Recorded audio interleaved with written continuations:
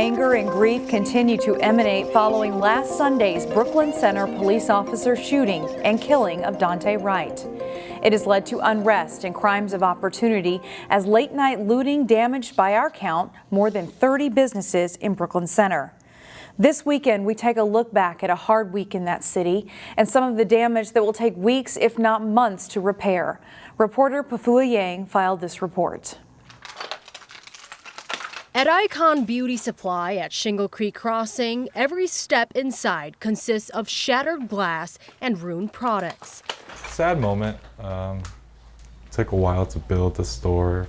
Everything was ground up. Brian Yee, the owner of Icon Beauty, says looters broke in Sunday night. He watched the damages unfold through his store cameras on his phone. I did kind of drive by last night, but it was very chaotic, so. A short distance away, GameStop and UPS also vandalized, but this time there are bullet holes. Oh, it's a sad situation, especially for people that work to get their businesses going. James Lehman owns Heroes Barbershop, which is next door to GameStop. Actually, we was out here in the parking lot kind of watching. It's a couple of people was trying to hit us, but hopefully we're kind of like just directing them off like this is our shop. More than 20 businesses were damaged. A Brooklyn Park resident expressed her disbelief as she stood looking at the destruction in the parking lot. We have to live, we have to pay bills, we have to take care of business, and this is not right. This is absolutely not right. Not at all. The resident didn't want to go on camera, but says she hopes protesters can deal with their grief in another way. I'm just heartbroken about just the way things are being handled now. It's getting to be terrible, beyond terrible. In Brooklyn Center, Pafua Yang, CCX News. Shop owners aren't the only ones cleaning up debris. Volunteers have been helping too. I believe in protests, but rioting and looting is just horrible. I mean, look at this. It's horrible. They destroyed someone's company that had nothing to do with it. We caught up with another volunteer who was cleaning up after a second night of looting Monday night when fire crews responded to this dollar store for a report of smoke. Meanwhile, residents who live near the Brooklyn Center police station have found themselves caught up in the crosshairs of protests and civil unrest. Residents who live near the police station tell us the daytime protests are peaceful, but not in the evening and not after curfew. There have been reports of tear gas coming into some apartments. Like the bombs going off, the fireworks, all the people yelling, screaming. It causes people high anxiety. Police say some protesters have also been shooting off fireworks, throwing bricks and bottles of water at them, and trying to climb the fence of the police station. I spoke with a psychologist about how this past week has been an overwhelming one for local residents. In this segment of Newsmakers, Dr. Asia King says there's an opportunity coming up for healing. Hello everyone, I'm Shannon Slatton and I am joined by Dr. Asia King, who is chair of the Brooklyn Park Human Rights Commission.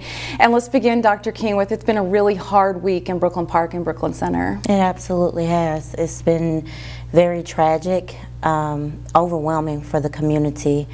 In my field as a psychologist and licensed professional clinical counselor, we call that trauma when it happens too much, too fast, and too soon. So it's been overwhelming.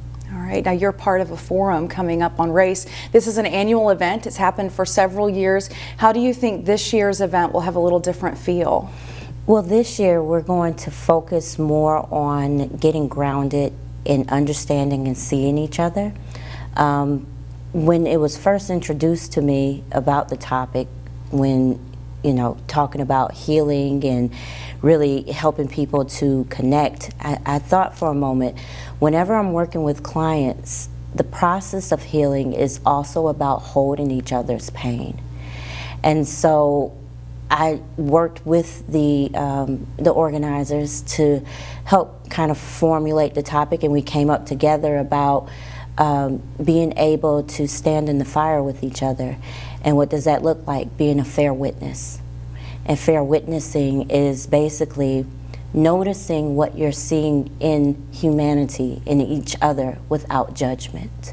And so I think that this is very much right on time and helping us to slow down and process what does it mean to understand human suffering, joy, pain, and resiliency, and then lead to the peace of healing. All right, so it's very important for our community.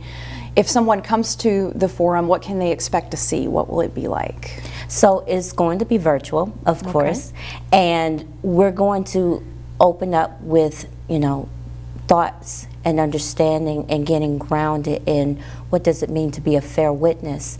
And then after discussion, we will break into small groups where participants will be able to answer a total of at least 5 questions.